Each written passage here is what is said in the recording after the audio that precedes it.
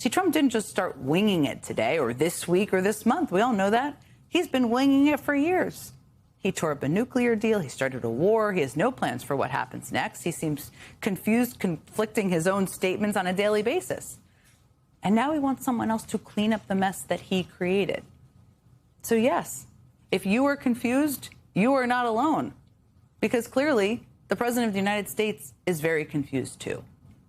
And on a night like this, I just wanted to talk to two of the smartest people I worked with on these issues and a range of issues. They know a whole lot more than I do during our time in government together. Rob Malley was the lead negotiator on the 2015 Iran nuclear deal. Ben Rhodes was deputy national security advisor to President Obama during the Iran nuclear negotiations. Thank you both for being here. As I just said, I think sometimes we're trying to make sense of what he's saying, and there's no sense to be made of it. But I think so many people out there are wondering what's happening, what they should be worried about, what they should be listening to. And Rob, I mean, I'd love your thoughts on the whole thing. But let me just ask you about something that Trump posted tonight. He posted, the Hormuz Strait will have to be guarded and policed as necessary by other nations who use it. If asked, we will keep these countries in their Hormuz efforts, but it shouldn't be necessary once Iran's threat is eradicated. Importantly, it will be an easy military operation for them. There is so much packed in there. I think the question I have for you is, like, can you untangle it? And what does protecting the strait look like? What does handing it off look like? What are your thoughts? So, Jen, first, I can't unpack it for you for all the reasons you gave. And I was thinking earlier that, madman theory of the presidency sometimes has worked. But it only worked if the president, who's acting like a madman, is only pretending he's a madman. And in this case, I think he has everyone confused, himself included, as you said. So we're at this very paradoxical moment where the main objective of this war seems to be to reopen the Strait of Hormuz, which wouldn't have been closed if the war had not begun, if President Trump had not ordered this war. So I think he's trying to grasp at straws to find a solution. It's not easy to protect the Strait of Hormuz. I mean, it's a very narrow strait. Iran has plenty of ability today to still attack it. It doesn't take much to scare ships away. I mean, insurance companies away. So it's not just escorting the ships. It's reassuring the ship owners and the insurance companies that this is going to be a safe transit. We're very far from that. And I just think this shows that there was no plan coming in and there's no plan to get out. And one of the things that we heard from the IEA today is that it would still take months for it to explain that to people and what the impact of that would be. Well, there's a lot of oil that is not being produced now, a lot of oil that's not on the market. This is a long tail, basically, to how long it takes to restore the oil markets to where it was before. First of all, for them to be reassured that this calm is going to be long-lasting, and then to make up for all the oil that has already been deprived, that the market has been deprived of. So this is going to have long-term consequences, even if it ended tomorrow. And while with this president, who knows, he may wake up tomorrow and actually say it's over, but he may also be at it for another few months. And so certainly the markets today, and the oil markets in particular, can't try to begin to guess where they'll be a week, 2 weeks, even a month from now. Ben, let me bring you into this conversation. I've thought of you so much. I mean, we've talked, but I've thought of you so much over the last couple of weeks as we see some of the language that's hard to wrap your head around coming from this administration. I mean, one announcement we did see is the Pentagon is sending 3 more warships and roughly 2,500 additional Marines to the Middle East on top of the roughly 50,000 who are currently stationed in the region. I mean, you and I spent so many years communicating about the use of force, about our men and women in the military. It feels like a very, very slippery slope. But how do you see this playing out as you see these announcements from the Pentagon and the language that we're hearing from this administration? Well, first of all, this is what happens when you launch a war without clear objectives, right? Because they really don't know what their mission is.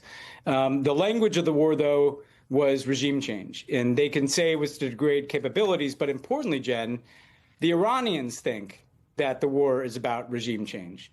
Why wouldn't they? The supreme leader was killed in the first day of the war. Ali Larijani, who would be the kind of figure that could potentially negotiate an end to the war, has been killed by Israel. And so if the Iranians think it's regime change, they're going to respond in kind. And the Iranian play, which is not a surprise, right? Any of us who've been in a war game, certainly, Rob and anybody who's looked at this knows that their strategy would be to impose such a cost, not just on the United States, but on U.S. allies in the region, on the global economy, that they can survive and not be attacked again. And so therefore, they hit the Gulf countries. They hit our military facilities. They shut down the Strait of Hormuz. Well, then suddenly the Pentagon has a bigger mission because it's, well, we have to open up the Strait of Hormuz again, because if Iran dominates the strait, they win this war. And oh, wait a second, what happens to the nuclear materials that is in the center of Iran in a place called Isfahan? Do we have to go get that? And so suddenly there's a logic of escalation. And I find it ridiculous for Trump to say, we're about to wind down the war as we're escalating the war. And everything is escalatory. Mm-hmm. What the Iranians do invokes a response. And then what we or the Israelis do evokes an Iranian response. That's the logic of war. It's a logic of escalation. And this is something that Donald Trump fundamentally doesn't seem to understand. He is not in control. He could stop fighting tomorrow, and the Iranians could still block the Strait of Hormuz, and the Israelis could still be assassinating Iranian leaders. And so I think we have to get out of this notion that even there's a case where Trump can wake up tomorrow and just turn off all the chaos that he's unleashed on the world. When I mentioned this, somebody a reporter from MS Now talked to some military experts who said, of course, as we've seen a ton of reporting on, that reopening the Strait of Hormuz, as you just said, too, would require kind of a military engagement, the use of men and women serving our military. For people out there who are just trying to wrap their heads around what exactly that means, you're not in the Situation Room for this, obviously, but you've been in at the Situation Room for a lot of these discussions. What does that look like? These are a lot of troops being sent there. What is the scale of what that could look like for people? So first of all, you can listen to what Trump says, but you can look at what the government is doing. To me, the $200 billion supplemental request for funding for this war suggests the military is planning for something much bigger than what Trump is telling us.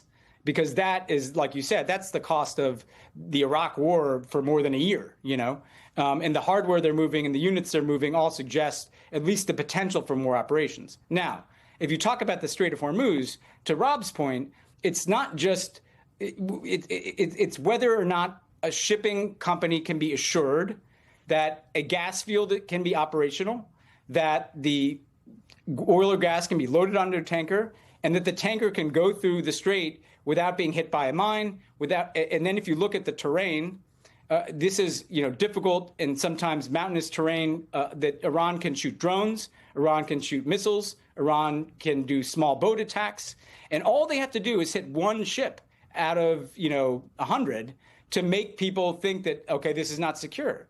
And so if you're truly going to reopen the Strait of Hormuz, in extremis, you would have to take the land on the other side, on the Iranian side. You'd have to essentially kind of occupy the Strait of Hormuz. Now, they'll try to do less than that, probably. They'll try to bomb lots of things and tell people this is secure. But Trump's, first of all, him asking and demanding that these allies do this is crazy. He didn't tell them he was going to launch this war. He didn't consult with them about launching this war. And he's threatened to invade European territory in Greenland. He's put tariffs on them. The chickens are coming home to roost here. Why do these countries want to get in a war that they didn't start? And second of all, even if they send, he talks about minesweepers, it's not the presence of minesweepers. It's whether Iran is going to be shooting at those ships. It's whether there's an actual war going on. And this is the problem that Donald Trump unleashed. And the Iranians get a vote. Whether we like it or not, they're the ones that are closing the strait right now. Rob, I've been trying. I just mentioned this, but the announcement by Secretary Bessent tonight to ease sanctions on Iranian oil that's in transit. We know why they're trying to do it, right? They're trying to put more oil into the markets. But there is, I think, for average people out there, it's like, wait a second. They are shooting at our men and women. They're shooting at our bases. They're targeting us. We're bombing them. Why are we easing their sanctions? I mean, what do you make of this announcement? Again, it's not even clear what they're talking about. And as Ben just said, it's not like Iran doesn't have a vote. So what Secretary Bessent said, and by the way, from the beginning, he's had one obsession, which is the price of oil. And so that's not surprising that he's trying everything in his power to reassure the markets. I'd be very surprised if this works. Because what is he telling the Iranians? Yeah, we'll let you offload the oil, but you're not going to touch a cent of it. We're going to make sure that you can't get any money out of it, which, again, I don't even know what it means. Where's the oil going to go to? Where's the money going to come from? Where's it going to go to? It just seems to be improvisation. As Ben said, there was no plan coming in. And so now they're just trying to scramble to address what politically, but also economically, is one of the weakest points. And Iran has understood that. This is asymmetric warfare. On the one hand, you have the most formidable military power on earth, which is the U.S. and Israel. On the other hand, you have sort of guerrilla warfare on a global scale. So this is globalized Vietnam. It's Iran trying to do everything it can to hit the U.S. where it hurts most, knowing that, of course, it's the weaker party. But in this asymmetric warfare, as long as it could hit and hurt what President Trump cares about, it's in the driver's seat. And so kill as many Iranians as the administration wants. As long as Iran has that ability to make Americans suffer economically, they'll keep doing it. And that's why I think you're seeing the administration scrambling to find some answer to a problem of its own making. Rob Malley, I could talk to you I hope you come back and we can talk more about what a negotiation would look like. That's obviously the hope of so many people, whether that's even possible. So keep that in your mind. I'm so grateful. Thank you for being here tonight.